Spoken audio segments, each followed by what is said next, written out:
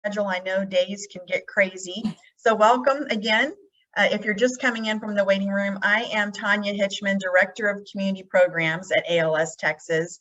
And I believe in looking on here, I probably have interacted with or seen most of you on other workshops or events. And if I'm missing anyone, it's nice to meet you in virtually anyway today.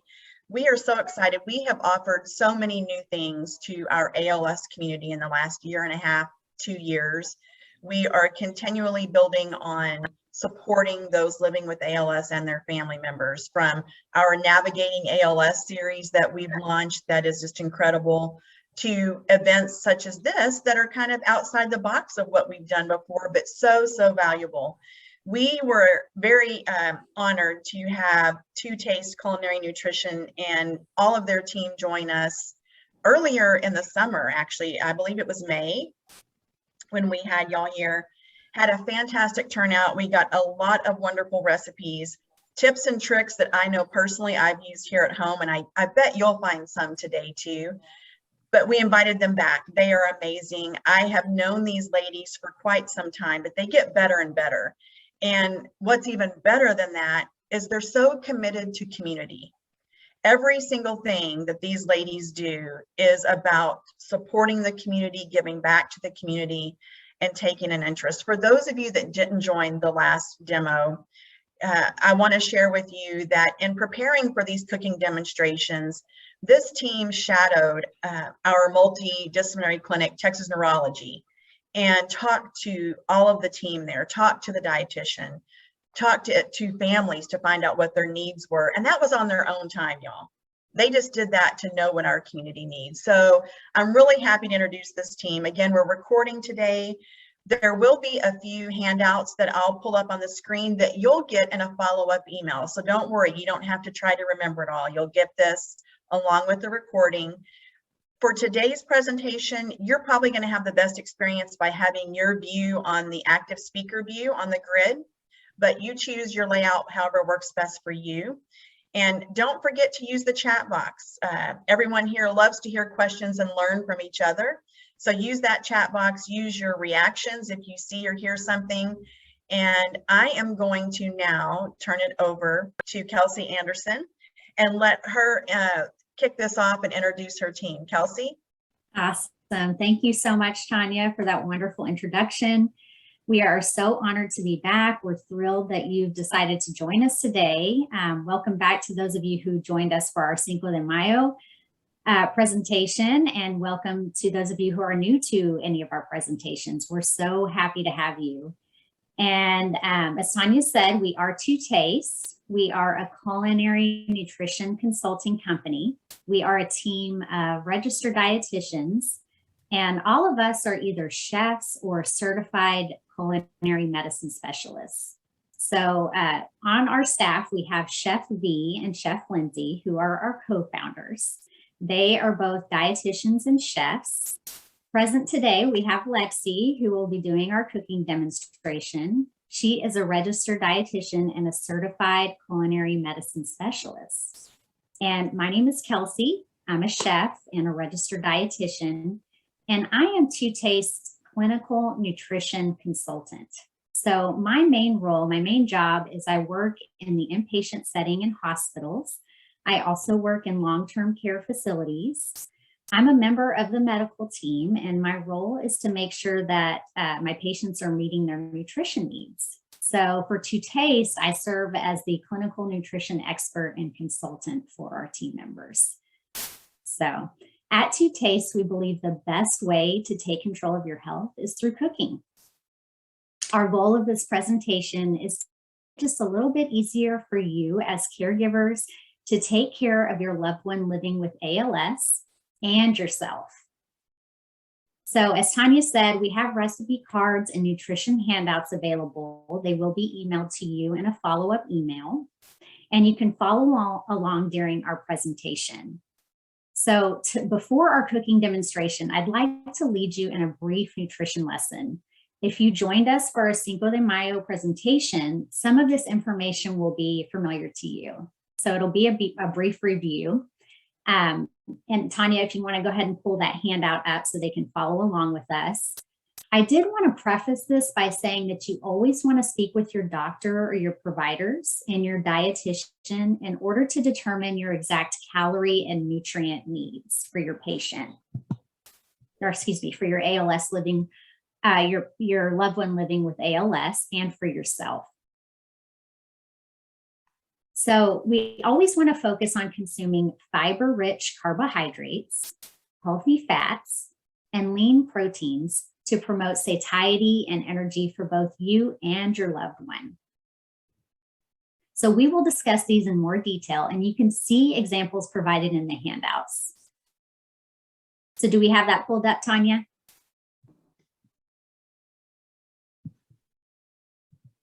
We should have that pulled up.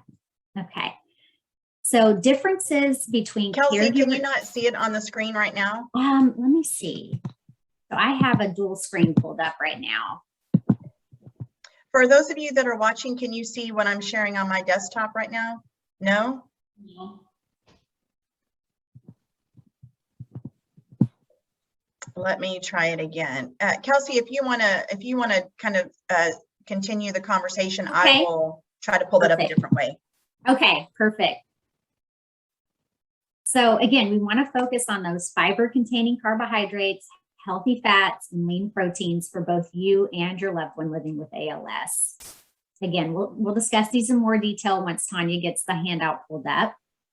There are some differences between caregiver nutrition and nutrition for our loved ones living with ALS. For caregivers, well-planned nutrition can mitigate your risk for and help manage things such as type 2 diabetes, heart disease, and even cancer. There are 3 types of macronutrients that provide energy to the body. These include fat, carbohydrates, and proteins. We know that many of our loved ones living with ALS have higher calorie needs simply due to an increase in metabolic rate and also due to involuntary muscle movements. We know that fats are more energy dense. And what we mean by that is that they contain more calories per serving, and they can help meet our loved ones' needs more easily than carbohydrates or proteins.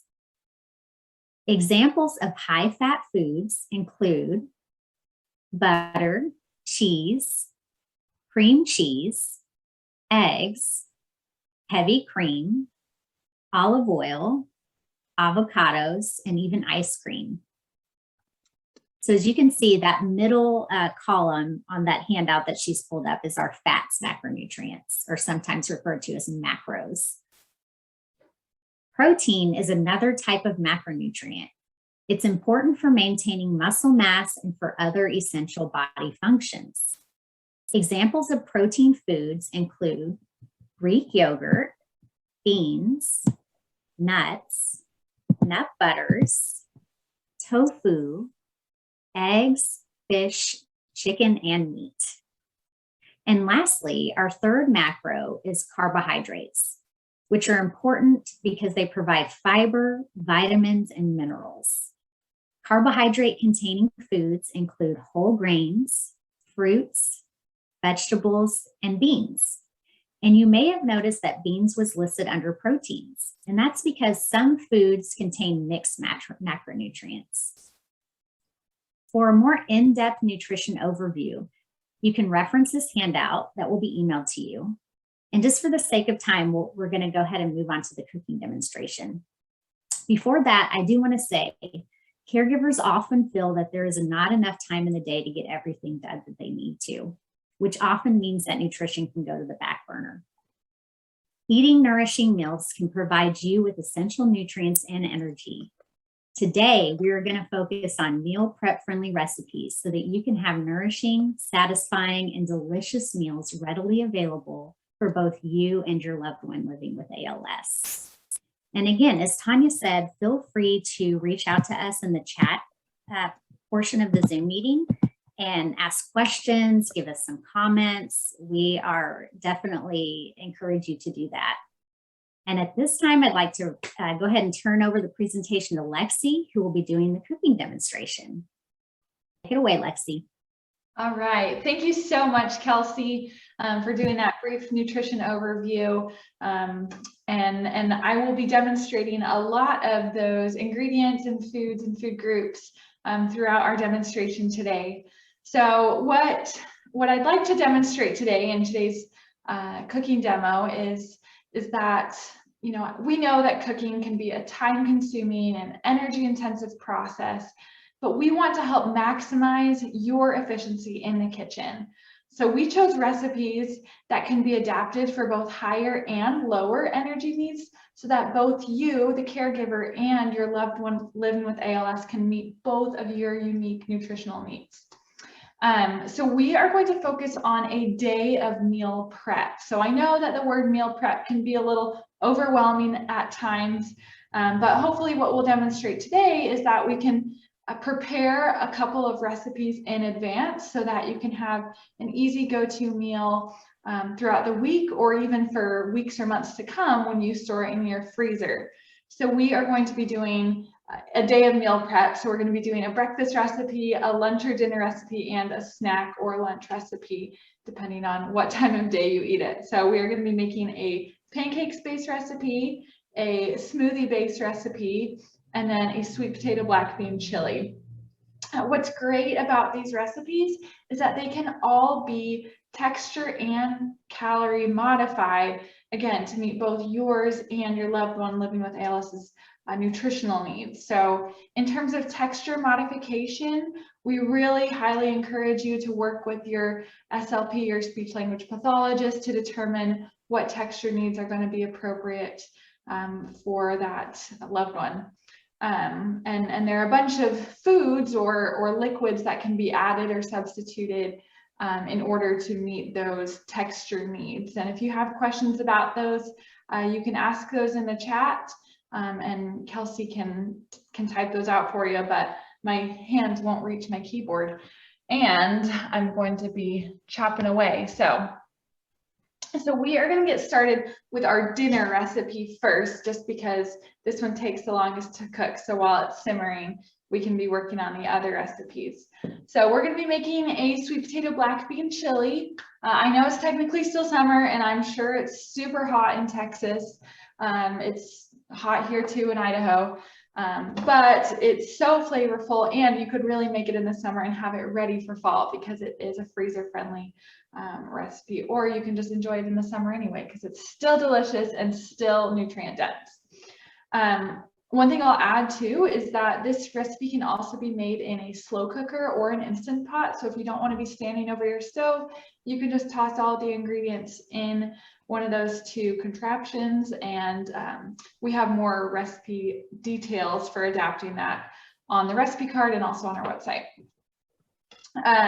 So we are going to get started going on this just for time's sake. So what we're going to do is we're going to turn our pot on the stove to start heating, and then we're going to get chopping away. So as you may see here, I have a couple of ingredients already prepared. So I have my sweet potatoes all diced. I have my onion, my red onion diced. I know that at our last demo, if you were able to attend that Chef B demonstrated how to dice an onion. And if you forgot, that's okay. We have some videos on our website you can check out. But again, just for time's sake, because we're doing 3 recipes today, I'm just going to demonstrate how to dice one vegetable, and that is a bell pepper. You can often buy pre-diced potato or sweet potatoes or butternut squash at the grocery store as well. So if you know you don't have a lot of time to dice vegetables, these usually come pre-diced in the produce section. So what we're going to do is we're going to dice this bell pepper. And what I want to demonstrate is how to avoid getting seeds all over your board. So we're going to lay it on its side flat here, and we're just going to chop through the top there. And one thing I will say, I've already secured my cutting board here with a wet paper towel or dish towel, so it's not sliding around on me. So that's nice and secure. So now we have our bell pepper, and we have this nice flat surface. We're just going to stick that on our cutting board, and we're going to create some panels around the sides here, trying to avoid that core center of seeds. So there we go. And now we can kind of see inside. see where those seeds are. And now we will not be getting any of those seeds on our cutting board. I'm going to chop off this bottom piece because that's still good. Now I can just get rid of this. But there, I'll compost that later. And we will just dice this into little bits. On the recipe card, it says 1 medium bell pepper, about 1 cup. I know sometimes bell peppers are extra large. If yours is a little bit big, that's okay. It won't hurt to add it in to the pot.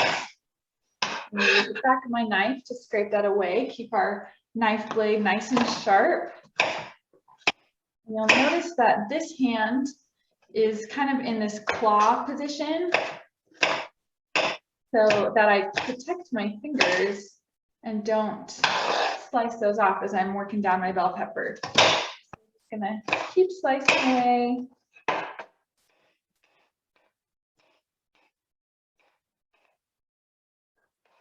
And you could really use any color of bell pepper that you want.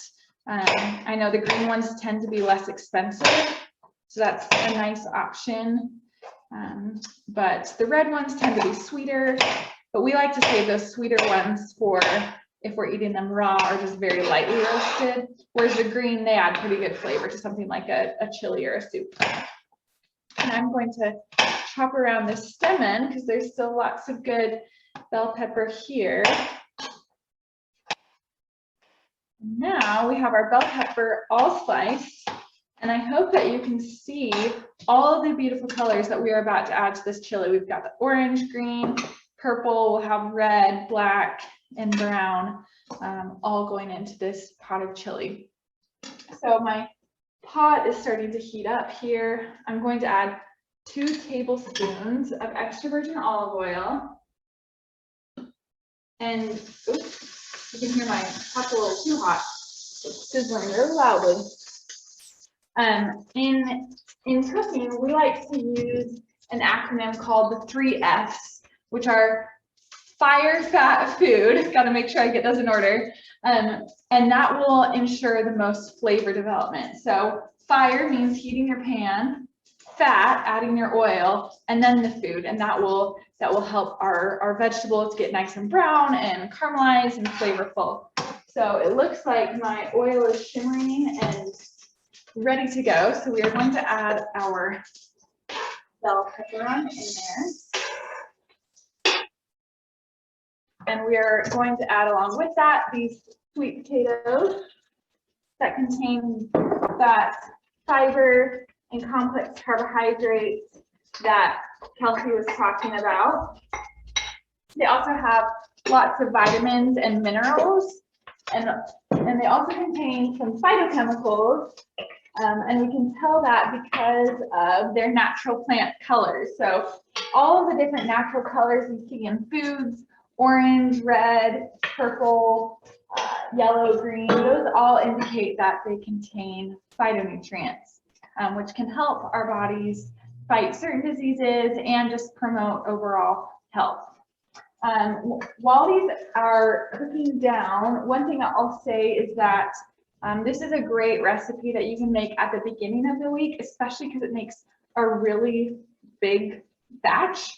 You could even double it if you know you really love this recipe. You could double it at the beginning of the week and have dinners or lunches covered for the entire week, or just a stock of chili in the freezer.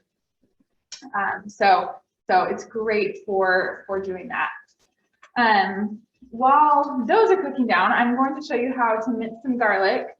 And one of the questions we always like to ask is this a clove of garlic? And I can't see any of your screens, but hopefully you said no, because this is a clove of garlic. So this recipe calls for 4 cloves of garlic. And if you're thinking that this is 1 clove and we're to put 4 of these in your chili, you would be in for a very garlicky surprise. You would be keeping the vampires away for years, because that would be very strong. So make sure that you remember this is 1 clove. So we're going to be using 4 of those. And we all love garlic at Two Tastes, trust me, but that would be a lot of garlic. So we're going to show you how to mince garlic. And I know you can buy the pre-minced stuff at the store, and that's great for its convenience, but we always say that freshly minced garlic is so much more flavorful, and it's really easy once you know how to do it. So as you saw, I just used the heel of my knife to crush the garlic. I always just stand up on my tippy toes and press down, and that will just pop the peel right off. So do that again for all three. This is my favorite part of mincing garlic, is crushing it. It's so satisfying. And it keeps your fingers from getting sticky. Have you ever tried to peel garlic and your fingers get so sticky? Even doing it this way, they get a little bit sticky, but not as bad. Okay, so now we have all 4 of our cloves here. And we're just going to start slicing away, trying to keep my fingers of my non-chopping hand out of the way as much as possible. We're just going to rock back and forth, making these nice slices. And it smells so good. This is some really good fresh garlic. And this will add just so much good flavor to our chili. Okay, so I have it all sliced now. And now what I'm going to do, I'm just going to rock back and forth across my cutting board to make some nice big chops. I'll go back and forth. And once it starts to get away from me, I'll just use the back of my knife to drag it back together. Again, using the back of my knife to help preserve my knife blade. And we'll just go back and forth, and I can tell that my other veggies are starting to cook down. I should probably give those another stir. All right, so that's chopped. But now what we're going to do, we're going to mince this garlic. But first I'm going to stir the pot here. All right, yeah. My onions are starting to get translucent, and the bell peppers are starting to break down a little bit, starting to smell really good. Okay, so what we're going to do now is a mincing technique. So you find that minced garlic in a jar at the store. Again, we know it's convenient, but promise it's not as flavorful as this. So what we're going to do, we're going to lay the knife down at like a 10-degree angle, and we're just going to press and drag. And what this does is it creates that really nice, finely minced stuff. And I promise it took me probably a year and a half to get this technique down after Chef B showed this to me. And I've still got some practice to do. So if you don't get this the first time, that's okay. You can always go over it again with your knife, which it looks like I might have to do. But this will create a nice fine texture that distributes flavor evenly throughout the chili. All right. So that's nice and minced, very fine. We'll add some good flavor in there. One of the things that I didn't mention at first is before we got started, I had all of my ingredients already measured and some of them diced. I have all of my spices here measured. And what that's called is mise en place. It's a French term for everything in its place. And it just makes the cooking process go that much quicker. So especially when you have spices and garlic that can burn really easy, it's good to have all of your other ingredients prepped so that when you're adding ingredients to the pot, nothing burns, nothing goes wrong. And it actually really does save you time, because then you're not running all around your kitchen trying to find ingredients that you forgot about. So that's a culinary technique that can really help save you time, and it can sound impressive. You're like, oh yes, I've already mise en place all of my ingredients. All right, those are still cooking down. That's the longest part of our whole process here. We have to be patient with our veggies. They like to take their time. While those are cooking now, I'll discuss ways that we can modify this recipe, just because we're gonna have to let this simmer while we do our other recipes. But ways we can modify this recipe in order to increase calorie needs. We can add in some diced avocado. Avocado is a really great source of those mixed macronutrients that Kelsey talked about. So this contains both protein and fat and carbohydrates. So it has some fiber in there too. So this is a really good addition. It has a nice creamy mouthfeel that can be added on top of or even mixed in with the chili. We can add shredded cheese in there. That's a good source of high fat. Or if your loved one really has high calorie needs, we can even add in heavy cream. It will create, you know, more of a creamy texture or taste, but heavy cream is going to be higher in calories. We can also stir in extra virgin olive oil, full fat Greek yogurt, sour cream, cream cheese. Those are all good additions that will complement the chili really well. And then another way that we can modify this recipe is by changing the texture of it. So when we were deciding which recipe to demonstrate today, we were thinking about doing a 4-bean chili, but that one has a grain in it that we weren't certain how it would blend up. And so that's why we decided to go with this sweet potato black bean chili, because the sweet potatoes just blend better. So you can actually use a blender or an immersion blender to puree the chili. That way it's more of a consistent texture. Again, work with your SLP to determine what texture needs are appropriate for your loved one.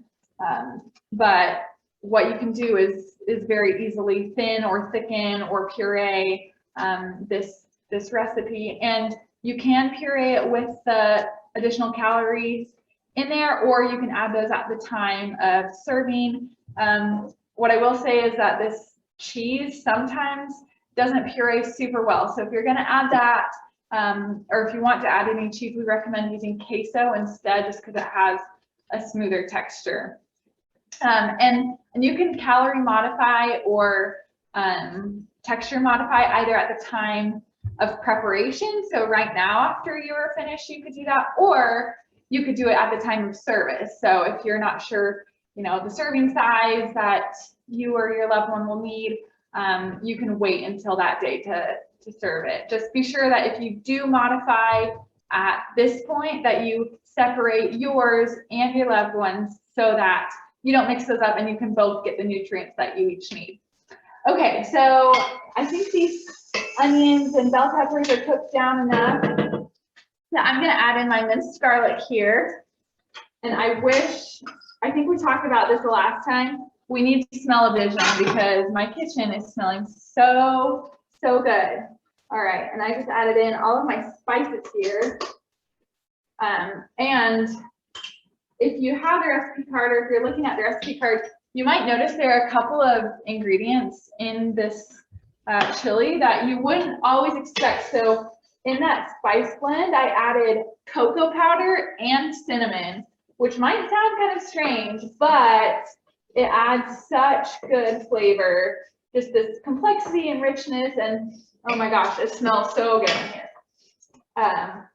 But you wouldn't pull out your chili thinking it smells like or tastes like chocolate, I promise. It just adds this rich flavor, kind of a sweet, smoky flavor that is just unbeatable.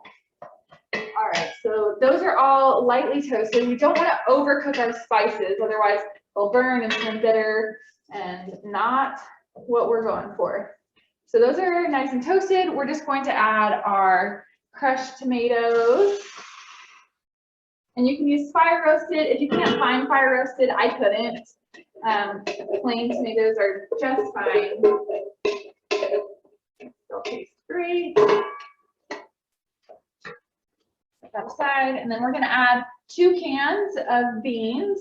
I'm using black beans and kidney beans just because I like the different textures of having 2 beans in there. But really, you can use whichever ones you prefer. Those beans, again, add some really nice fiber and protein, as well as lots of vitamins and minerals. We love beans at To Taste. They're super filling and satisfying. Okay, so we have all of our ingredients cooking away in there. I'm just going to add a quick pinch of salt. because I know there's not any in there yet because I used low sodium beans and unsalted tomatoes. So I'll add a pinch of salt, and then at the end, I'll add more salt and pepper to my taste, hence our name, To Taste. We want you to be able to cook to your taste. So that's gonna simmer away. I've got it turned on low. And now I'm gonna slide some ingredients over, or some equipment over, so that we can get on to our next recipe. Kelsey, do we have any questions or comments in the chat box? Not so far. Again, we encourage you guys to have questions. Lexi, I think you're doing a great job at explaining everything. So I think everyone's doing pretty well right now. Yes, Tanya did pull up the recipe while you were talking so that everyone could see the measurements of the ingredients and everything that you were adding from your mise en place. So I think Tanya did a great job in doing that. Again, if anyone has questions, feel free to chat us in the chat box. All right. So, sorry, I'm scrolling up to my recipe here, make sure I don't miss anything that y'all need either. So our next recipe is going to be a Greek yogurt smoothie. Again, this is a base recipe, which means that it's designed to be customized to your taste. So we provide just the measurements of, say, fresh fruit, frozen fruit, but you can decide what kind of fresh fruit or frozen fruit sounds good to you or that you have on hand. Today we're going to be doing a blueberry banana smoothie because that sounded good to me and that's what I had in my kitchen. But again, adjust to your taste. So there are 3 easy ways that we can meal prep a smoothie. So one option is to create a smoothie pack.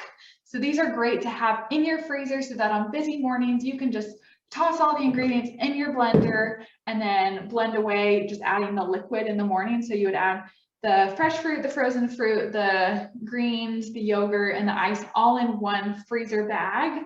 And you can stack those up, have different flavors available. And then all you have to do is pour in your liquid and then make it for either yourself or your loved one. Again, being sure to add extra calories or extra protein as needed for that loved one. Another way to prep this is to prepare it the night before. So add in all of your ingredients except for your frozen ones, otherwise they'll not be frozen in the morning. But add in like your milk, your fresh fruit, your greens, your yogurt in the blender jar, stick that in the fridge, and then in the morning, all you have to do is add in the ice and blend away. Or the third option is to prepare it in the morning, so first thing, and then take it with you as you go throughout the day. Say you know you're going to be between appointments or running errands.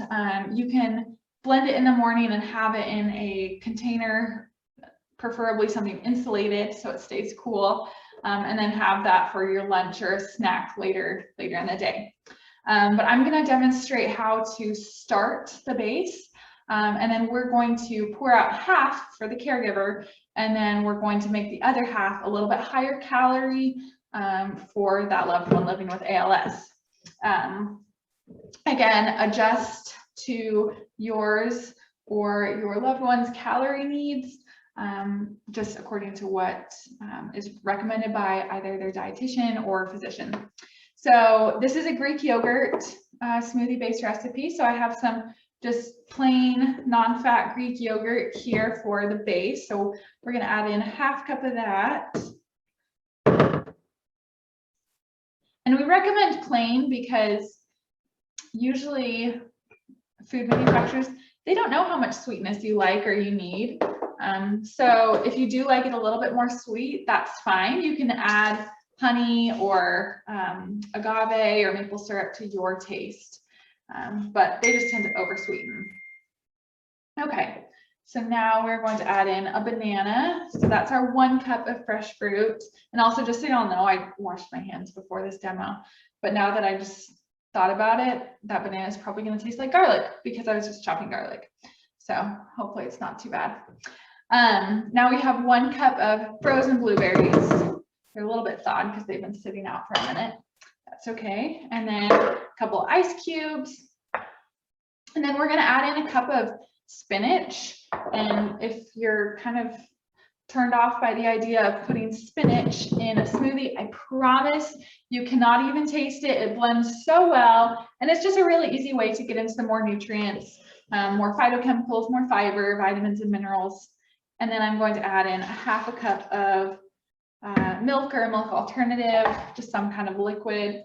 And then I just realized, oh, there it is. I thought I didn't have my lid. Here it is. We're gonna blend this away. Okay, hopefully you can't hear this too much.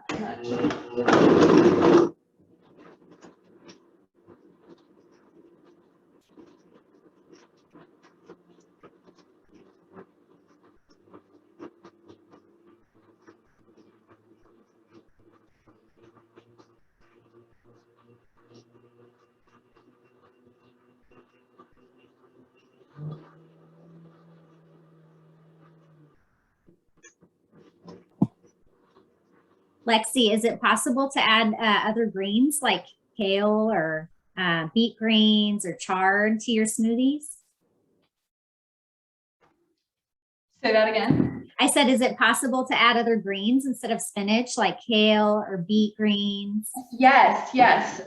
We like using spinach, or we recommend spinach for first timers because it's more of a mild taste. Kale isn't too bad, but definitely don't do arugula, definitely don't do mustard greens or those are all much stronger. I haven't tried beet greens before though, so have you, Kelsey? I have, yeah, it gives kind of a sweetness, but I agree, the kale can kind of be a little overpowering for first timers, but again, to your taste, right? Absolutely, absolutely. Okay, so I poured out about half of the smoothie into this jar, and you can see it's this beautiful purple blue color. And so that is the Caregiver Smoothie. So you can add that to a jar to go or hold it in your fridge. Really, you could make it the night before. It probably will separate a little bit, but you can just shake it up in the morning and it'll still be totally fine. For this second smoothie, or the second half of this smoothie, we are going to add in some ice cream to increase the calories a little bit. So this is where Kelsey said we can even add ice cream to increase calories. Other options for increased calories in the smoothie are a full fat Greek yogurt. That'll increase the calorie content just a bit. And then nut butter is also a really good one. You can add avocado to a smoothie. It blends up really well and gives a nice creamy texture. You could add heavy cream, but ice cream is kind of a fun one because it's like a treat or like a milkshake. You can definitely add a combination of multiple things. You could add both ice cream and Greek yogurt if you wanted both extra calories and extra protein. I'm gonna set this in the freezer because it is melting all over. All right, now we are going to blend this away.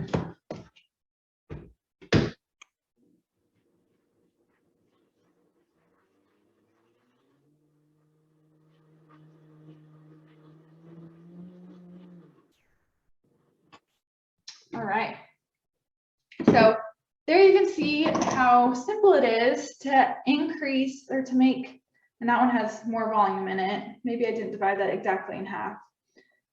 That's okay. But now you can see how that's the same recipe, but we just made it 2 different ways so that both you and your loved one can have a nourishing and delicious breakfast, snack, or lunch. So there you can see this one's the higher calories. This one is the nutrient dense, slightly lower calorie version. Okay, now, do we have any questions on that one? Not so far. All Trucking right. right along. Awesome. I got to keep an eye on my time. All right. So now what we're going to do, I'm going to move my pancake griddle front and center for our final recipe of the afternoon. It's not actually afternoon here in Idaho yet. It's still morning.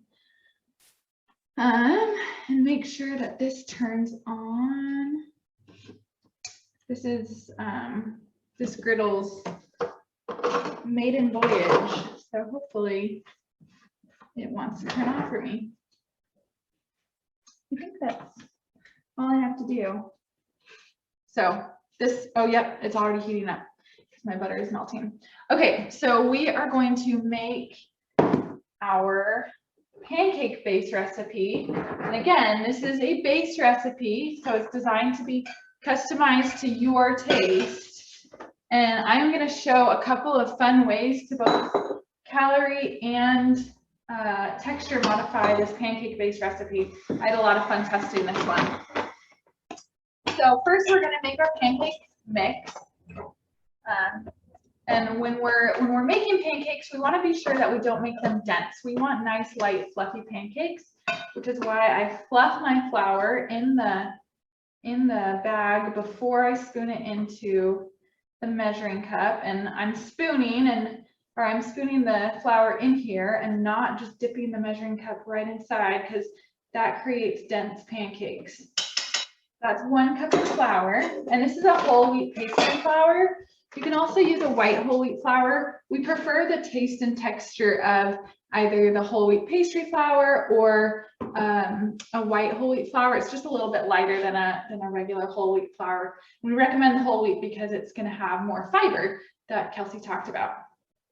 Now I'm just dumping in some baking powder and baking soda and apple pie spice that I measured out. And we are going to, where did I put my whisk? It's probably right in front of me. Here it is. And we're just going to whisk that around. And so really what you could do, if you know that you love pancakes and you want to make a lot of pancakes, you could multiply this combination of ingredients out by however much you want, and then you just have your own pancake mix all ready to go. So it's ready to go anytime you want to make pancakes, and that is really hot.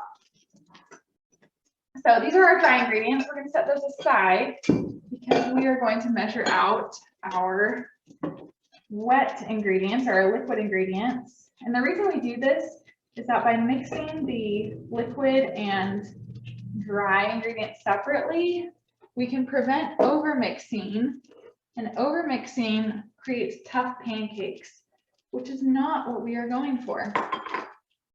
So I just added an egg using buttermilk, and that was some melted butter. I'm also adding some applesauce in here just so we get another serving of fruit.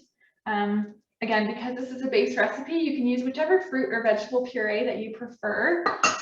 We've used mashed banana, pumpkin, sweet potato puree. It's totally up to you and your taste preference. So now we're going to add just a little bit of vanilla. If I can open this. There we go. And if you wanted, you could use almond extract, coconut extract, lemon extract. Again, it's totally your choice and up to your preference. All right. Now we're going to whisk this around. And again, this is the base recipe, and I'll demonstrate how to increase the calories at the very end.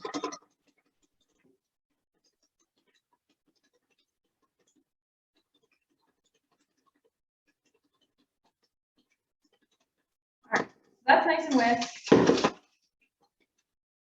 And we're going to add this to our dry mixture. And because we use buttermilk, which has an acid in it, it's going to combine with that baking soda and baking powder really well to create a really nice fluffy texture when these puff up on the griddle. We don't want to overmix this batter either, because that will create tough pancakes. So just enough to make sure all of our dry ingredients are coated, and then we'll leave it be. If you knew you wanted to make pancakes in the morning, you could definitely make the batter the night before and then just make it in the morning. And it wouldn't have any effect on the flavor, but we wouldn't recommend holding it for much longer just because it'll lose some of that volume when putting your pancakes together. If you notice that the batter is a little bit too thick or too thin for your preference, you can of course add more buttermilk or add more flour in order to thicken it up. So I know that this griddle is nice and hot, and we will see how this first batch goes. Okay, yeah, that's good temperature. And I'm using a portion scoop to make these pancakes just because it's a little bit easier to make even sizes. But if you don't have one, that's absolutely fine. You can just use a 1/4 cup measure. Another thing, if you're making pancakes ahead of time, and you know that you and your loved one really love pancakes, you can multiply this recipe by however many you want to make. If you just want to spend a couple hours making pancakes because you know you love them as an easy go-to breakfast, that would be one option, because pancakes freeze super well and are super easy to reheat either in the microwave or in the toaster. So when you're going to freeze pancakes, we recommend freezing them separately on a baking sheet lined with parchment paper. So I'll show you how I line these out once these ones are all done. But we'll line them out separately, then throw them in the freezer so that they freeze individually. And then once they're all frozen, which usually takes only about an hour to 2 hours, then you can put them all in a freezer safe container or bag. And then that way they won't stick together. If you tried to throw them all in a bag right now, they'd all stick together, and then you would end up with a stack of like 16 pancakes all stacked together, which probably is more than the recommended serving. Just putting that out there. So these are, and that would just be a lot of pancakes, and you want to savor and enjoy them, right? These are nearly there. Once they start. Lexi, we did have a question come through for you. Just going back to the chili. Someone asked, how long can you keep the frozen prepared chili? Oh, that's a great question. We recommend up to about 3 months for the chili, just for best quality. One thing I haven't said yet about this chili is that the flavors actually get better as it sits, not necessarily in the freezer. I don't know if that really improves the flavor development a ton, but if you made this today, let it cool, and then had it tomorrow or the next day or even the next day, the flavor just keeps getting better over time as those spices and herbs and veggies marry. It just it's so good, better the next day, always with leftovers. And it makes the house smell amazing. Yeah, true.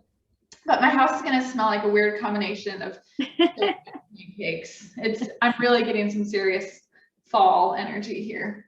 Yay!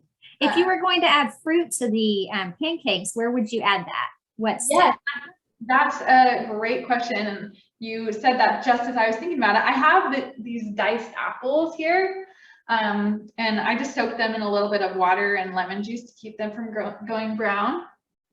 But I would add them on to the top of these pancakes after I set them on the griddle, and then flip them. So I'll probably do that with the next batch here. Again, if your patient has, or if your loved one has specific texture needs, be very cautious about the type of fruit that you add. If you're trying to increase their fruit or vegetable intake, again, I would recommend using a puree or a mashed form. So something like applesauce, mashed banana, sweet potatoes, butternut squash in the batter itself, rather than adding on whole fruit. You can also blend it with the pancake, which I will demonstrate here shortly. But just be careful about the whole fruits, especially apples. Apples can be a little bit hard. We're still learning the ways of this griddle, so I think we're nearly there. You can see we have some nice, those look beautiful, golden brown here on the other side. And breakfast can be eaten for lunch and dinner too. I don't know about any of you guys, but I love eating breakfast for lunch or dinner. Absolutely. So again, these pancakes can either be refrigerated throughout the week or frozen. Again, it just depends on what your calendar looks like this week, and if you'll want them all ready for that week, or if you know you have time to dedicate to stocking your freezer, either option works. So the next thing I'm going to demonstrate with these pancakes is a fun experiment that we just did for this demo, because we know that many of our loved ones with ALS have different texture needs. We were like, okay, well, how can we make a pancake that could possibly meet those different texture needs? So we tested out blending the pancake, and again, always work with your SLP to determine if and what texture needs are appropriate. But we did test a blended pancake with some great success. I actually had it for breakfast after I tested it, because I was like, this is pretty darn good. So what you're going to do, and I'm just going to do this directly in the jar of an immersion blender. You can also use a blender. Obviously, I just used mine for the smoothie, but I'm just going to use this. That looks about done. So I'm going to stick these hot pancakes in here, and I'm going to soak them with a 1/4 cup of maple syrup. Again, these are for higher energy needs for our loved ones living with ALS. So we've got a lot of syrup in there, and you can also soak them with some heavy cream or melted butter. So again, another easy way to add more calories. Actually, I don't want these to burn. I'm gonna toss these onto our parchment paper here. Ooh, those two stuck together. So yeah, you could use either heavy cream or butter. You could add in Greek yogurt. Again, you could add in fruit here as you wish. And what soaking will do is it'll just make this texture a little bit easier to blend. And some patients, or some of those living with ALS will be able to tolerate just the texture of it soaked alone. It doesn't even necessarily have to be blended. So that's one option, is just soaking the pancakes in some of that liquid, like the heavy cream, the melted butter, the syrup. That's a very, very soft texture. It's very easy to swallow, but the other option is to blend it. And if you are using a full-size blender, you may have to double or even triple this amount just to have enough volume in the blender itself. But some blenders are smaller and can deal with the smaller volume. Because this is an immersion blender jar, oh geez, it's already like just mashing that. That's how soft these pancakes got in here already. So we're just gonna blend this real quick. Maybe. Oh, my blender doesn't want to work. Yeah. Oh no. This hasn't happened before. I guess my immersion blender decided to not work today. That's pretty strange. Let's see if it's the outlet. And if it's not, then I'll just show you what. Oh, you know why? It's because I unplugged my pancake griddle, not my immersion blender.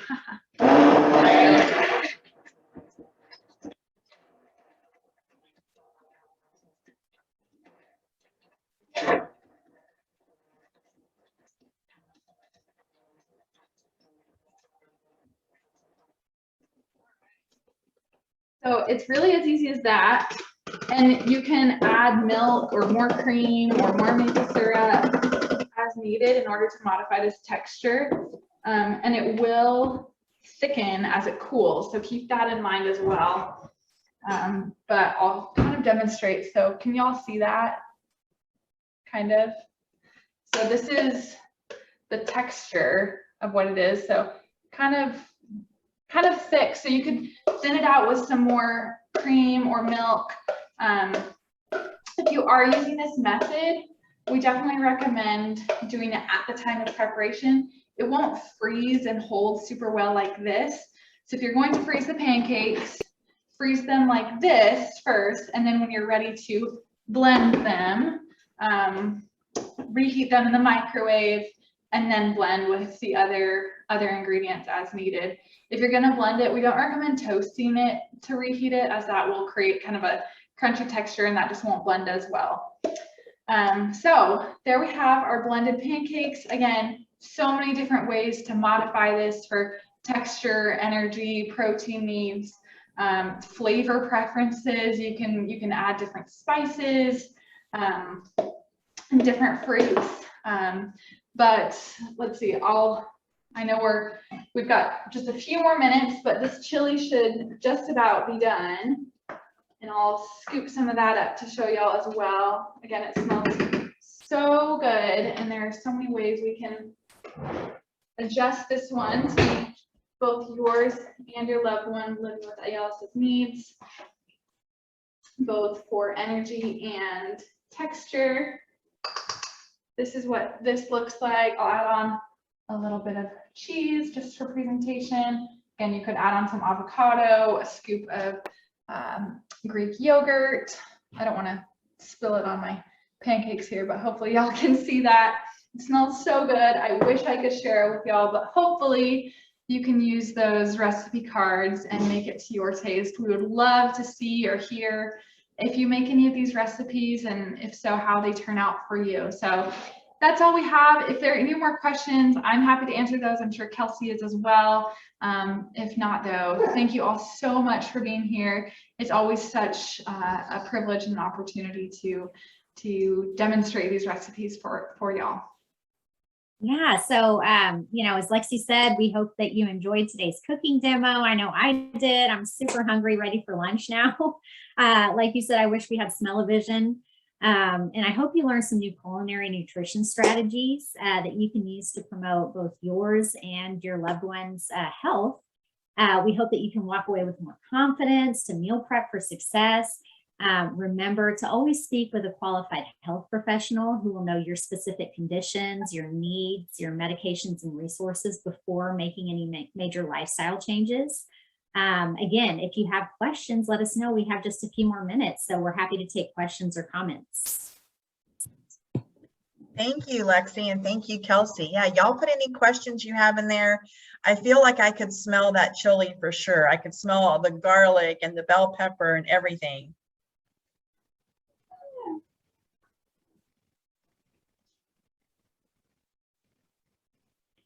Lexi, I did want to mention too, like when you're making the blended pancakes, do we have, could you use water, or is that recommended? So you could use water to adjust the texture. However, if we're looking to increase calories, water isn't going to do anything for that. So if you're looking to change the texture and also increase calories, you can add in milk or cream. Can y'all hear my dog? Yeah, sounds hungry. Yeah, yes, she's begging for this as well. So that's what I would recommend. Kelsey, again, always work with your dietitian or your healthcare team to determine what those energy needs are. But yeah, that's what I'll say on water. Yeah, definitely. It seems like it would dilute the flavor too. Absolutely, yeah. Which I can tell you, with as much maple syrup as in there, there's a lot of flavor. Sounds delicious. And I'm sharing, can y'all see my screen now when I'm sharing on here, the meal prep for success? Yes. Yes. Fantastic. So this will be one of the handouts that you all receive as well. Just some more tips for preparing meals and snacks ahead of time. And the Two Taste team has also noted on here, you'll see with the stars or asterisks, those that are freezer friendly recipes too, so you can prep ahead. And I love that because all of us get busy during the week for different reasons or another, and especially for those living with ALS and caregivers to have one thing done for the week that you don't have to worry about. This is really helpful. Thank you, ladies. Absolutely. Oh, thank you. Absolutely. With the chili, Lexi, would you blend that in the regular blender or with the immersion blender? Is either fine if you had to have a pureed meal? Either is fine. I prefer the immersion blender because then I don't have to worry about transferring hot chili into a blender. Just in terms of safety and ease, it's just much easier to turn off the heat, let it cool a little bit, and then blend it here. But if you don't have an immersion blender, then you can still let it cool a little bit and then add it to your blender. Just don't add it boiling, otherwise for a mess, and it will be a painful mess too. Oh, and I see you're adding some fruit to the next batch. Yes, I did. I did draw some apple slices or dices for these ones too. Awesome. Is this the time that you would add like blueberries or bananas? Perfect. Yep, and you could add them to the batter as well. But one, you won't get as even distribution. And also if you add frozen blueberries to your batter, you're gonna get purple pancakes, which if you're a TCU frog, that's not a bad idea. TCU. Yes. All right. Well, thank you. I don't see any comments or questions in the chat, but if any of you are like me, I think of things later, or even when I'm preparing a recipe, feel free to send those to me and I will get those to Lexi and to Kelsey, and we can get you an answer if there's a question that you've got. And you can, like I said, you can always reach out to us and we will send the follow-up email for this demonstration probably tomorrow sometime, and you'll have those handouts as well. Lexi and Kelsey, anything else that you want to say or share with the ALS Texas community? Just thank you for having us. We are so honored, as Lexi said, to be a part of the community. Yeah, absolutely. I'll just echo that. Thank you all so much for being here and for giving us this opportunity to help you all out. We so appreciate it. And before we go, I do want to know your pup's name because I feel like she was waiting for something to drop on the floor, that there was some potential there. Yeah, absolutely was. She loves pancakes and will steal them off the counter if I leave them too close. Her name's Millie. I'm glad that she made a guest appearance. Yes. All right. Thank you, ladies. Thank you, everyone, for joining. Let us know if you have any questions or need anything, and we'll see you next time.